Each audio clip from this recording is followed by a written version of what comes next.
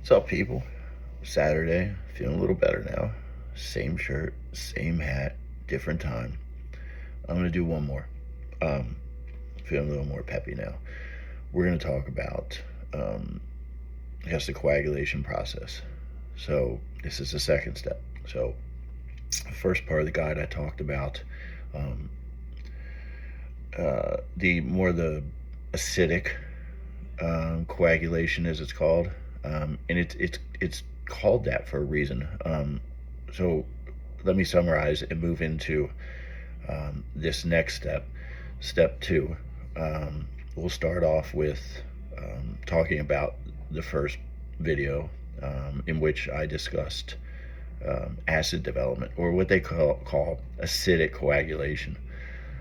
So that's the first part of the cheese making process. And darn it, no, it's not.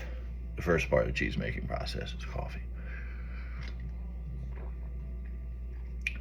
That's right, got you again. No, seriously, very first part of making this again, this beautiful thing here. Look at that, man. Yep, the first part of making that cheese is what's considered, most people call it, you heat the milk, step one, and in step one in heating the milk is generally adding bacteria. But what that's really doing, and what it's really technically called, is acidic coagulation. So, as I discussed in the first video, you're taking milk, and I don't have it because I got milk over there that I'm about ready to pour into a pan so I can separate it, and I got milk in here. But the acidic coagulation, what it does is it begins the process of breaking down the casein proteins in the milk, and it starts the process of helping them stick together. And what's important to note there is that depending upon the type of milk you use, raw milk or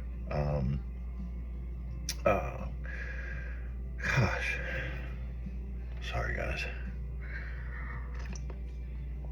pasteurized milk, raw milk or pasteurized milk. Okay, raw milk has not been adulterated, it's not been pasteurized.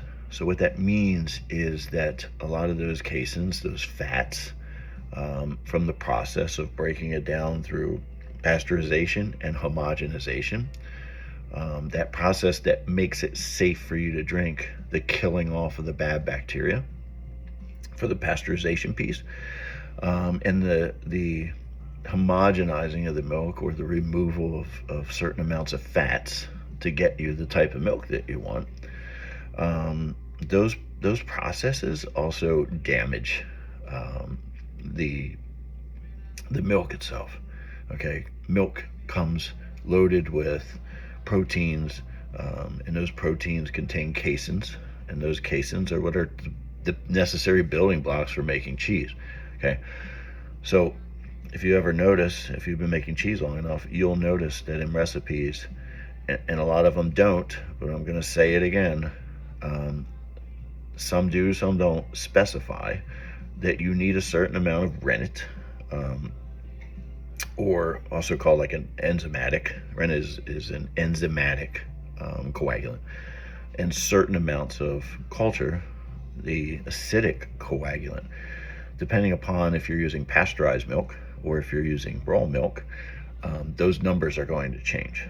And you will also have additions of sodium chloride as a binding agent to assist you in creating a cheese that will bind together properly.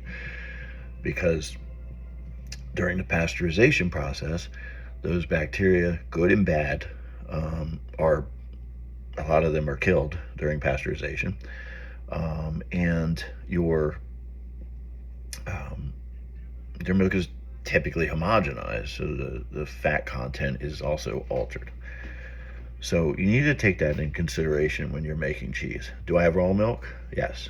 Do I need, let's say, a teaspoon of C101 or a quarter teaspoon of 4000, whatever, MD 4000, MA 4000, for my cheese, um, you need to know. You need to know, because if you're unsure of the amounts of your acidifications, you are going to have a cheese that should be soft, it might be too hard, or you're going to have a cheese that should taste sweet, it might be salty.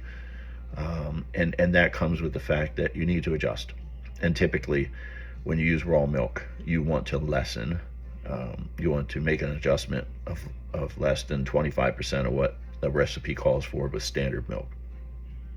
So if it calls for 70, a teaspoon, you want to use 3/4 of a teaspoon of culture. If it calls for a quarter, you may, depending upon your taste, you may want to go an eighth, a little more than an eighth. There's no real number. They usually say between 25 and 35%, I think, of what you would use for a standard milk. And that is because full fat raw milk has not been adulterated. So it is understood that that milk contains a high amount of caseins and fats and proteins, as where the pasteurized and homogenized milk will not, because a lot of that's been removed or destroyed. So back to the beginning, acidic coagulation. That is the bacterial coagulation. That is the beginning, the building block of formation of the cheese. Moving forward from there, considerations need to be made in whether or not you're using raw milk or pasteurized milk. And that dictates whether or not you add calcium chloride and how much culture you will use when you start your cheese making process. And then we move into the third part of that coagulation process, which is the enzymatic coagulation. And that's the rennet. Sorry, I need some coffee today. All right, and this one also targets caseins and assists in coagulation. So you have the bacterial, and then you have the enzymatic, but that isn't necessarily always the case. So when you make mozzarella, right, you use milk, but what people do, they make mozzarella and they're like, oh my god, it doesn't work, and a lot of times it doesn't work because the recipe's wrong. It doesn't account for the right amount of citric acid based on the milk you're using. You're using the wrong kind of milk. It's not pasteurized, it's ultra pasteurized, it's homogenized, which almost all milk is. You can't use non-homogenized milk to make mozzarella. You can't use homogenized, it has to be non-homogenized. So that would also be considered a different acidification method. So that one there is, you're not requiring acidic coagulation, you're requiring just enzymatic. Or, well, you are. It depends on what you're doing. So if you're using citric acid, that's considered acidic. If you're purely using rennet, that's considered enzymatic. When you make a cheese, it's called mixed coagulation. Why? Because you're using an acidic coagulant, the bacterial culture, and you're using an enzymatic coagulant, which is rennet, and those two work together. Those are like the fundamental steps needing for you to continue to process the cheese further. It's just necessary, and it is the building block for the texture of the cheese and the end result of the cheese, the structure, how supple it is, how hard it is, whether or not it's a stretchy cheese, whether or not it's going to be a stringy cheese, all of those things, whether it's going to be a dry crumbly cheese, a grainy cheese, I mean, you name it. There's so many different textures of cheese out there. And to caveat what I said earlier, just because it's crumbly doesn't mean it's bad. Okay, some cheeses are designed to be crumbly. Carafelli is one of those cheeses that is specifically made that when you cut it, it just breaks off and it's crumbly. And that is based on your recipe and the additions of certain mixed coagulants in certain doses to alter the structure of the cheese to make it crumbly. But the other part of the scientific piece is the rennet, right? So this stuff is chemically engineered, but it also comes from animals. It can be derived from plants. So if you are, I don't know, a vegetarian, sorry, I have to laugh because I don't understand why you would even bother to use this unless you were making vegetarian cheese, and I have made vegetarian cheese. And I'm sorry. I'm sorry, vegetarians, but I'm not sorry. That that S is just horrible. I don't care what you say. I don't care what them damn people, Mark Cuban on Shark Tank says. Is awful. It is awful. Okay, I've made about 6 different varieties, and it's gone anywhere from texture and taste to chunky vomit to gut filled acidic liquid vomit. It's disgusting. Okay, so if you're a vegetarian and you never tried it, please don't.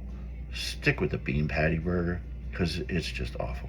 And I'm not ragging on vegetarians, but because I have a vegetarian friend. But what I am saying is that there are just some things that you can get away with, sorta, and I'll eat them. I'll eat me a bean burger any day of the week as long as it's got the right amount of toppings and the right flavor to it. But I will never knowingly eat or make another vegetarian cheese. And only because even if somebody asks me, I'd like to keep them as a friend, because I still feel like even if I told them how bad it was and I fed that to them, they probably would not be my friend anymore. So anyway, that basically is what it boils down to. You've got to have those two types of coagulation for most cheeses, not all. And people, you can use clabber as well, and clabber works when you're making specific cheeses. But again, it's important to understand the process of making the cheese before you go out and whip up some clabber and throw it in a pot and decide that you're going to make a cheese. It's not gonna work, man. All the building blocks need to be in place to make the right cheese. So there it is. For the most part, that sums it up. The acidic coagulation, first step. That's the bacteria. Second step, the enzymatic coagulation, and then, which is the rennet. And those two together will start the process of the curds and the wave formation, which we'll get into a little bit further in a different video. That'll probably be a shorter video, but just as a summary of the two, if you get the two right, then you will have the coagulated cheese, and you'll be able to put your knife in the middle of it and separate the curds from the whey, which is the liquid from the cheese. As the coagulant works, it separates those two by breaking down the caseins consumption of lactose into lactic acid, and the combination of the two. So that's it in a nutshell. And I'm sure you got all that. But anyway, we'll have another one later. Bye, people.